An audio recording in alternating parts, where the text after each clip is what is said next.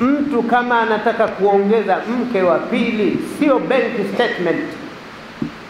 Huyu achukuliwe, tujue mashine yake ikoje. Kwa sababu ya nini? Mwanamme mashine, sio mwanamme pesa. Mwanamme nini? Mashine.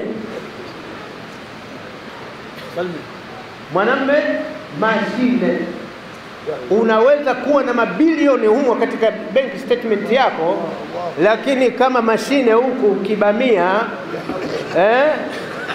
unasema kweli jamaa huyu watamtumia watumishi wako wa bustani kabisa.